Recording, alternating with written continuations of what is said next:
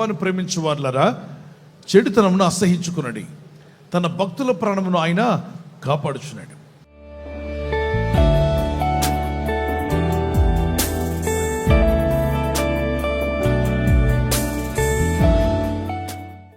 చెడుతనము అనేది ఏంటో చెప్పగలరా? అనేక మాటలు, చెడ్డ మాటలు కావచ్చు, చెడ్డ చూపులు కావచ్చు, చెడు వినికిడి కావచ్చు, చెడు ఆలోచనలు కావచ్చు, చెడు తలంపులు కావచ్చు, చెడు స్నేహం కావచ్చు, చెడ్డ అలవాట్లు కావచ్చు. కాబట్టి చెడుతనం ఏదైతే ఉందో దాన్ని అసహించుకోవాలి. యెహోవాను ప్రేమించే వ్యక్తివైతే, దేవుడిని ప్రేమించే వ్యక్తివైతే, నీకు దేవుని మీద ప్రేమ ఉంది అని చెప్తున్నావా? అయితే మొట్టమొదటిగా నీలో ఉండాల్సిన క్వాలిఫికేషన్ అంటే, దేవుని ప్రేమించే వాళ్ళు ఉండే, దేవుని ప్రేమించే స్త్రీలో పురుషుల్లో ఉండే క్వాలిఫికేషన్ అంటే, వారు చెడుతనాన్ని అసహించుకుంటారు. చెడు ఆలోచనలను అసహించుకో, గద్దించు. అక్కడ నీకు చెడు తలంపులు వస్తే అక్కడ లేచి దేవుని వాక్యం చదువు, స్తుతించు, ప్రభుని గణపరచు, ఒక మంచి పాట పాడుకో, వాక్యం ధ్యానించు. దుష్టుని ఆలోచన చొప్పున నడవక, పాపుల మార్గములు నిలువక, అపహాసకులు కూర్చుండే చోటును కూర్చుంటే యెహోవా ధర్మశాస్త్రం ఆనందించు, ఆయన దివారాత్రమని ధ్యానించేవారు ధన్యులండి. తన కాలం ముందు ఫలించే చెట్టు వలె ఉంటాడు. దుష్టాలోచనలు ఫాలో చేస్తే ఫలము లేని చెట్టుగా ఉంటావు. పాపుల మార్గంలో నిలిస్తే ఫలము లేని చెట్టుగా ఉంటావు. అపహాసకులు పక్కన కూర్చొని వారితో పాటు అపహాసం చేస్తుంటే, నువ్వు చూసి అపహాసం చేస్తూ ఉంటే ఎండిపోయిన చెట్టుగా ఉంటావు. తన భక్తుల ప్రాణాన్ని కాపాడుతాడు. ఎవరా భక్తులు? చెడుతనాన్ని అసహించుకునేవారు. ఈరోజు చెడుతనం సమాజంలో చాలా విపరీతంగా పెచ్చుమెరిపోతుంది. అది ఏ దేశం అన్నా కావచ్చు, అమెరికా కావచ్చు, ఆస్ట్రేలియా కావచ్చు, యూరోప్ కావచ్చు, ఇండియా కావచ్చు, ఏ దేశం అన్నా పేరు చెప్పండి. African countries, European countries, middle east, అన్ని చోట్ల ఉన్నాయి, పెరిగిపోతూనే ఉంది. అయితే నీవు దేవుని కుమారుడుగా, దేవుని కుమార్తెగాని వెంబడించాలనుకున్నావు. నీ ప్రాణాన్ని ప్రభు కాపాడాలని కోరుతున్నాడు. ఎవరి ప్రాణాన్ని ప్రభు కాపాడతాడట? ఆయన భక్తుల ప్రాణాన్ని కాపాడతాడు. ఎవరు ఆయన భక్తులు? ఆయన భక్తుల్లో ఉన్న క్వాలిఫికేషన్ ఏంటి? వారు చెడుతనమును అసహించుకుంటారు. ఏదైతే చెడుని తెలుస్తుందో దాని పట్ల నీకు అసహ్యం కావాలి. చెడ్డ మనిషిని అసహించుకోవద్దు. క్రైస్తవుడు చేయవలసింది పాపిని అసహించుకోవద్దు, పాపమును అసహించుకో. పాపిని ప్రేమించి ప్రార్థనలోకి నడిపించు, రక్షణలోకి నడిపించు. పాపులను ప్రభు యొద్దకు నడిపించు. ఆయన పవిత్రపరుస్తాడు, పరిశుద్ధపరుస్తాడు. ప్రభు వారిని విడిపించగలడు, నిన్ను కూడా విడిపించాడు. కాబట్టి వీడు పాపి, ఆమె పాపి అంటూ వెళ్ళొద్దు. వారిలో ఉన్న పాపాన్ని అసహించుకొని వారిని రక్షించాలని ఆలోచించాలి. మీ బిడ్డలో చెడుతనం కనబడితే ఈ చెడ్డోడాన్ని బయటికి నెట్టేస్తున్నావా? ఆ చెడుతనం పోయేలా ప్రయత్నం చేస్తామంటే చెడుతనం పోయేలా ప్రయత్నం చేస్తాం. చెడ్డ మాటలు ఆడకూడదు నాన్న, చెడ్డ మాటలు, చెడ్డ ప్రవర్తన వద్దు, ఆ చెడ్డ మాటలు సాహసం చేయొద్దని చెప్తాం. ఎందుకు చెప్తున్నామంటే నీ బిడ్డ కాబట్టి. మరి దేవుడు ఎందుకు అంటున్నాడు చెడ్డ లోకంలో చెడుతనాన్ని ప్రేమించొద్దని? నువ్వు ఆయన బిడ్డగా మారావు, ఆయన కుమారుడుగా మారావు, ఆయన కుమార్తెగా మార్చబడ్డావు. You become a follower of Jesus. చెడుతనాన్ని అసహించుకోండి. అది సోషల్ మీడియాలో ఉన్న చెడుతనమే, అసహించుకో.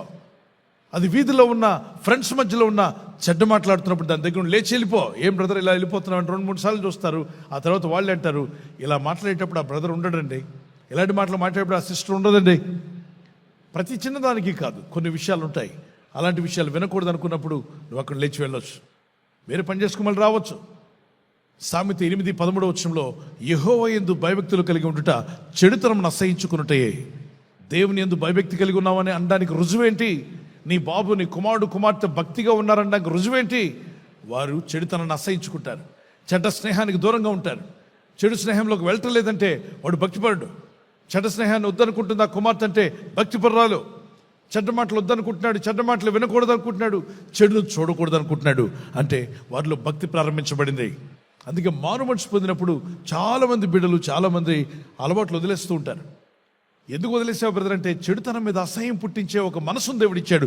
నూతన మనస్సు, నూతన హృదయం, నూతన ఆత్మ ప్రారంభించబడింది. కాబట్టి నిత్యము వాటిని తాగేవాడు తాగడం మానేస్తున్నాడు, తిట్టేవాడు తిట్లు మానేస్తున్నాడు, తిరిగేవాడు తిరగడం మానేస్తున్నాడు. చెడుతనాన్ని వదిలేసుకుంటుంది ఆ స్త్రీ పురుషుడు.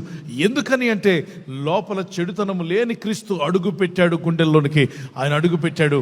అందుకే ఆ చెడుతనం మీద అసహ్యం కలిగింది. కీర్తన 45:7 నీవు నీతిని ప్రేమించి భక్తిహీనతను ద్వేషించున్నావు, కావున దేవుడు నీ దేవుడే చెలికాండ్ర కంటే హెచ్చగునట్లు నిన్ను ఆనంద తైలంతో అభిషేకించున్నాడు. చెడుతనము అసహించుకున్నట్లయితే ఏం చేయబడుతుంది? నీ జీవితం ఏం చేయబడుతుందంటే హెచ్చించబడతావు.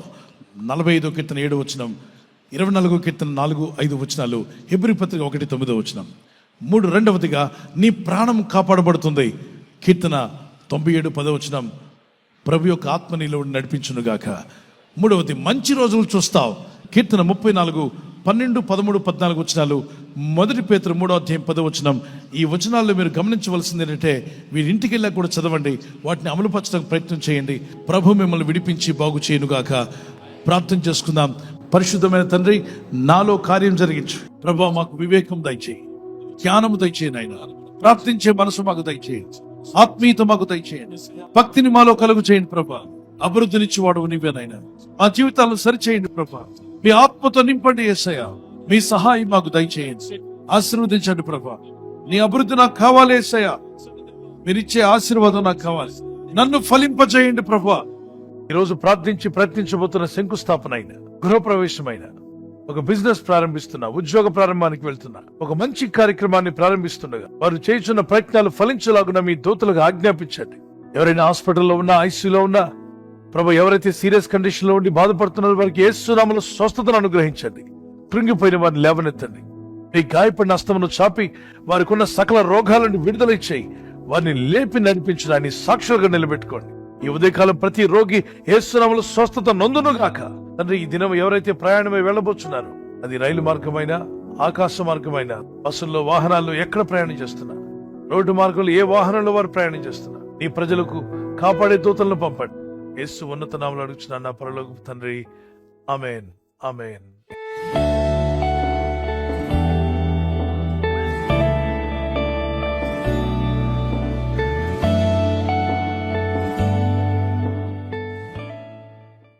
సెమీ క్రిస్మస్ సెలబ్రేషన్ తేదీ డిసెంబర్ 8వ తేదీ ఆదివారం సాయంత్రం 5 గంటల నుండి ప్రారంభమగును. స్థలం జేవియన్ గార్డెన్స్, లింగంపల్లి. దైవజనులు పిజే స్టీవెన్ పాల్ గారు ప్రత్యేక క్రిస్మస్ సందేశాన్ని అందించి ప్రత్యేక ప్రార్థనలు చేసెదరు. బర్త్డే ఉన్నటువంటి వారు మీకు మా ప్రత్యేక ప్రార్థనలు. Happy birthday to you, many more of the day. మీకు వాగ్దానము జెఫన్యా 3:15. ఇక మీదట మీకు అపాయం సంభవింపదు. Never again will you fear any harm. Never again will you fear any harm. What a wonderful promise. ఈ వాగ్దానం మీ పట్ల నెరవేరాలని ప్రార్థన చేసుకోండి. మరి బర్త్డే ఉన్న రోజు తెల్లవారు లేచి ప్రార్థన, బైబిల్ పట్టణం ఉండడం చాలా సంతోషం. మెనీ మోరిటీస్ of the day. God bless you. మీకు ఆయుర ఆరోగ్యములు ప్రభు దయచేయాలి మా ప్రార్థన. ప్రభు ఈ వాగ్దానంతో మిమ్మల్ని ఆశీర్వదించునుగాక. ఆమేన్. God bless you. మరి వెడ్డింగ్ యానివర్సరీ జరుపుకునే వారికి హ్యాపీ వెడ్డింగ్ యానివర్సరీ. మెనీ మోరిటీస్ of the day. May the Lord continue to bless you. The promise of God for you, Psalms 128:5. May the Lord bless you from Zion. సియోనులో నుండి యెహోవా నిన్ను ఆశీర్వదించును. సియోనులో నుండి యెహోవా నిన్ను ఆశీర్వదించింది 128వ కీర్తనలో ఉంటుంది. ఆ కీర్తన మొత్తం చదవండి. అది మీకోసమే అనుకోండి. అద్భుతమైన విషయాలు కుటుంబాల కొరకు, భార్యాభర్తల కొరకు, పిల్లల కొరకు రాయబడ్డాయి. ప్రభు అక్కడ ఆలస్యమైతే మీరు సిల్వర్ జూబ్లీ, గోల్డెన్ జూబ్లీ, అవసరమైతే ప్లాటినం జూబ్లీ కూడా చేసుకునేంతగా ప్రభు మిమ్మల్ని దీవించి ఆస్వాదించునుగాక. ఏ వయసులో వారైనా మీరు భార్యాభర్తల మధ్యలో ఐక్యత, ఏక మనసు, లవ్ అండ్ ఎఫెక్షన్ ఇంక్రీజ్ అవునుగాక. ఆమేన్ చెప్పండి. God bless you. ప్రభు మీ కుటుంబాలు దీవించాలని ఈ వాగ్దానంతో ఎత్తి ప్రార్థించండి. ఇద్దరు కలిసి ప్రార్థన చేయండి, కలిసి బైబిల్ చదవండి. It's a blessing for you. I'm praying for your life. God bless you. ఈ ఛానల్ ను మీరు సబ్స్క్రైబ్ చేసుకోవడం వలన 2 పనులు జరుగుతున్నాయి. ఒకటి, సువార్త జరుగుతున్నది, ఆత్మలు రక్షించబడుతున్నాయి. రెండవది, పేదలకు, అనాథలకు ఈ ఛానల్ ద్వారా సహకారం అందించడం జరుగుతుంది. మనం సబ్స్క్రైబ్ చేసుకోవడం వలన అందరికీ సహాయం చేసిన వారమవుతున్నాం. ఖచ్చితంగా ఈ యూట్యూబ్ ఛానల్ ను సబ్స్క్రైబ్ చేసుకొని బెల్ బటన్ ను క్లిక్ చేయండి. మీకు వెంటనే మెసేజెస్ పంపబడతాయి.